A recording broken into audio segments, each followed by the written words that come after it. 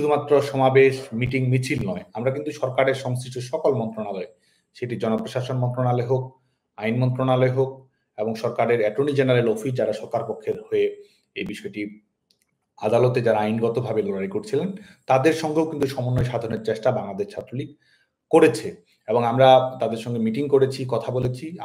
ছাত্রদের যে ভয়েসটি রয়েছে, ছাত্রদের যে দাবি-দাওয়া রয়েছে, শিক্ষার্থীরা কি ভাবছে সেটি আমরা তুলে ধরেছি। কারণ আমরা চেয়েছি ছাত্র সংগঠন হিসেবে আমরা কি চাবো? আমাদের তো অবশ্যই আমাদের নিজস্ব কৌশল রয়েছে, নিজস্ব কর্মপন্থা রয়েছে। শিক্ষার্থীদের সমস্যার সমাধান সেটিই ছিল আমাদের প্রায়োরিটি এবং আমরা যেটি সে সময় বলেছি এবং এখন যেটি বাস্তবে পরিণত হয়েছে, এই একটি ইস্যু ভিত্তিক আন্দোলনকে কেউ যেন ভিন্ন খাতে প্রবাহিত করতে না পারে, সেজন্য সেই ব্যাপারেও কিন্তু বাংলাদেশ ছাত্রলীগ শুরু থেকেই এই ব্যাপারে বাংলাদেশ ছাত্রলীগ সোচ্চার ভূমিকা পালন করার চেষ্টা করেছে, কথা বলেছে, আমাদের ভাবনাগুলো আমরা শিক্ষার্থীদের সঙ্গে শেয়ার করার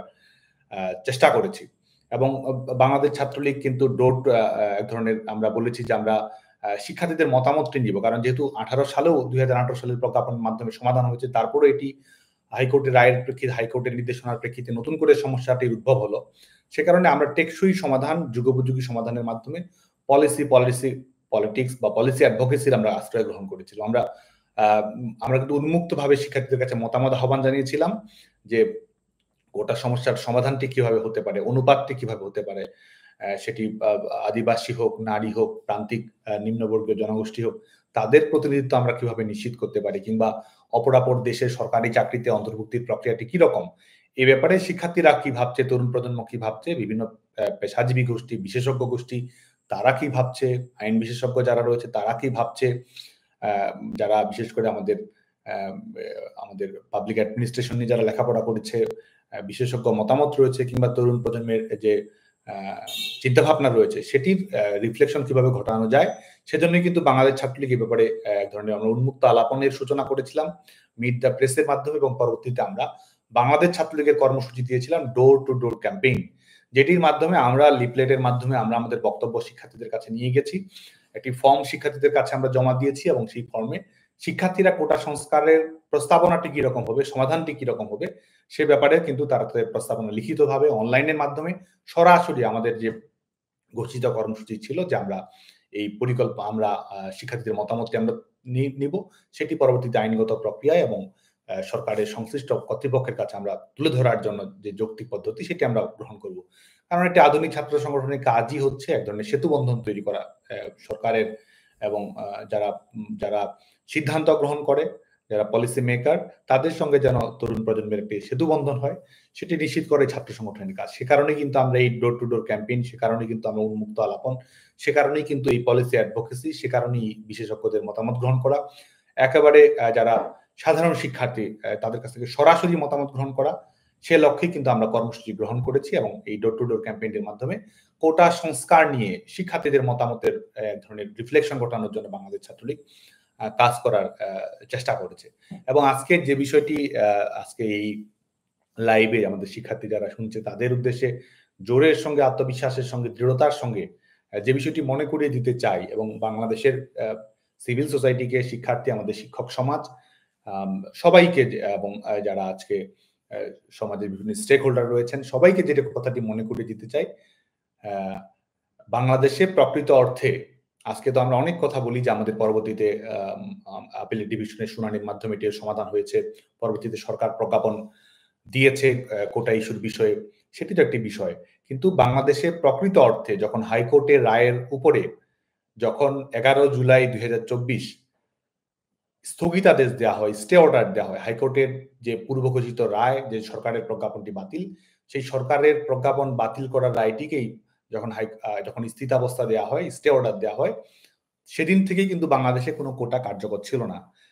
বাংলাদেশে আইনগতভাবে, বাংলাদেশে প্রায়োগিক দিক থেকে বাংলাদেশে 11 জুলাই 2024 থেকে বাংলাদেশে কোনো কোটা কার্যকর ছিল না। তার মানে 2024 সালের 11 জুলাই থেকে বাংলাদেশে যত ধরনের জব সার্কুলেশন হয়েছে, পরীক্ষার প্রস্তুতি যারা নিচ্ছিল, কিংবা সেই দিন যে শিক্ষার্থীটি পরীক্ষায়, চাকরি পরীক্ষায় অংশগ্রহণ করার কথা ভাবছিল, কিংবা বাংলাদেশের সকল শিক্ষার্থী যারা হয়তো ভাবছিল যে এটির মাধ্যমে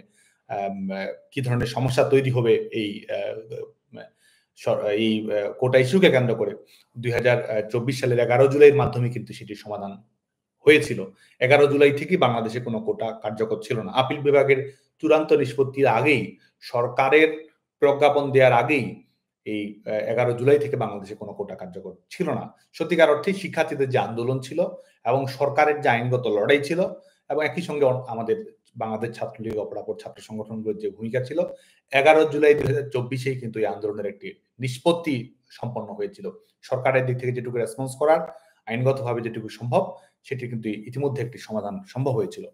যে হ্যাপি এন্ডিংটি বাংলাদেশের ছাত্র রাজনীতির যেকোনো ইস্যু ভিত্তিক আন্দোলন, সেটি শিক্ষার্থীদের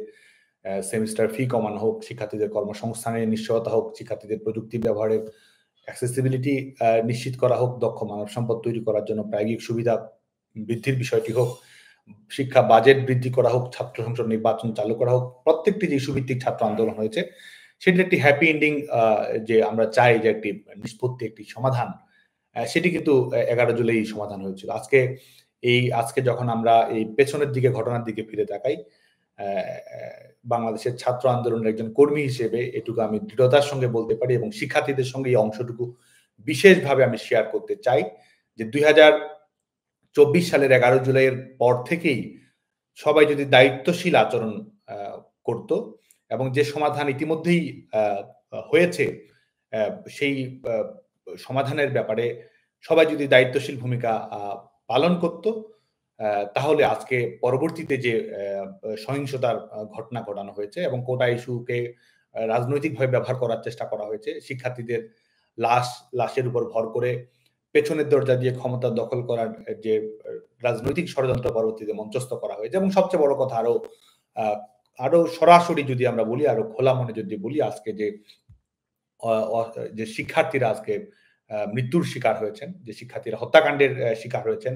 সমাজের বিভিন্ন মানুষ যারা এই হত্যাকাণ্ডের শিকার হয়েছেন, যারা জবরদখলকারী ক্ষমতায় এসেছে তাদের হাত ধরে, একটি হত্যাকাণ্ডের একটি মৃত্যুর ঘটনা না ঘটিয়েই এই কোটা ইস্যুটির সমাধান সম্ভব হয়েছিল। বাস্তব অর্থে পরবর্তীতে যত ধরনের এই কোটা ইস্যুকে কেন্দ্র করে সহিংসতা, কৃত্রিমভাবে আন্দোলনের আবহ তৈরি করা এবং সেটির দায় সরকারের উপর চাপিয়ে দেওয়ার যে ঘটনাগুলো আমরা পরবর্তীতে আমরা দেখেছি, এবং মানুষের মৃত্যু, আজকে এই মানুষের মৃত্যুর উপর ভর করেই তো এই তাদের যে সরকার পরিবর্তনের জন্য যে তাদের যে মূল নকশাটি ছিল, যেটি বাস্তবায়ন করা হয়েছে, একটি মৃত্যুও হয়তো হতো না বাংলাদেশে, এবং কোটা সমস্যার সমাধানটি হয়তো ১১ জুলাইয়ের যে সমাধানকৃত পথ, ১১ জুলাইয়ের যে দেখানো পথ, সেটির মাধ্যমে যেত আজকে অসংখ্য মায়ের যে আজকে যে মায়ের কোল খালি হয়েছে, অনেক শিক্ষার্থী, শিশু, নারী যারা হত্যাকাণ্ডের শিকার হয়েছে এই জবরদখলকারী অবশক্তির হাতে, আজকে প্রত্যেকটি মৃত্যুই তো বেদনার, প্রত্যেকটি মৃত্যু, প্রত্যেকটি সহিংসতার ঘটনা, প্রত্যেকটি আজকে যারা আহত হয়েছে তাদের বেদনা, আজকে কোনো কিছুই বাংলাদেশে ঘটতো না যদি আজকে এই কোটা ইস্যুকে কেন্দ্র করে যে আন্দোলন, সেই আন্দোলনটা যদি এটির মধ্যেই সীমাবদ্ধ থাকতো। ১১ জুলাই থেকে বাংলাদেশে কোনো কোটা কার্যকর ছিল না, এবং ১১ জুলাই আন্দোলনের একটি ইতিবাচক নিষ্পত্তি সম্ভব ছিল, ১১ জুলাই আন্দোলনের একটি হ্যাপি এন্ডিং সম্ভব ছিল, এবং তাহলে একটি মৃত্যুর ঘটনাও ঘটতো না। তো পরবর্তীতে যে প্রেক্ষাপট তৈরি হয়েছে, আমি এই বিষয়টি জোরের সঙ্গে এই কারণেই বলা যে ১১ জুলাই পরবর্তী যে ঘটনা প্রবাহ তৈরি করা হয়েছে, এবং সেটির মাধ্যমে আমরা বলেছিলাম যে কোটা সংস্কার সমাধান হয়েছে, তাহলে এই আন্দোলনকে প্রলম্বিত করা হচ্ছে কেন, দীর্ঘায়িত করা হচ্ছে কেন, কিংবা এটিকে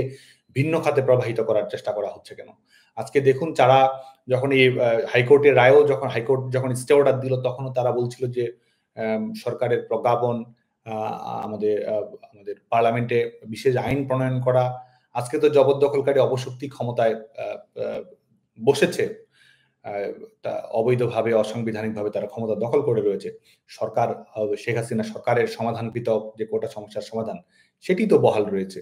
এবং শেখ হাসিনা সরকারই তো এই কোটা সমস্যার একটি যৌক্তিক সমাধান করেছে, এবং পরবর্তীতে যে প্রেক্ষাপটটি তৈরি হয়েছে, এই প্রেক্ষাপটটি একমাত্র লক্ষ্য ছিল সরকারকে উৎখাত করা, এবং এই সরকার উৎখাতের লক্ষ্যে যে মৃত্যুগুলো হয়েছে, এই মৃত্যুগুলোর এক ধরনের ঘটনা প্রবাহ তৈরি করা, এবং এমনভাবে এই পরিবেশ পরিসরটি তৈরি করা যেটির দায় সরকারের উপর চাপিয়ে দেওয়া যাবে, যেটিকে কেন্দ্র করে এক ধরনের ঘটনার ঘনঘটা তৈরি করে দেওয়া যাবে, যেটি আমি আমাদের পরবর্তী বিভিন্ন ৫ আগস্ট পরবর্তী বিভিন্ন বাস্তবতায় আমরা দেখতে পেয়েছি।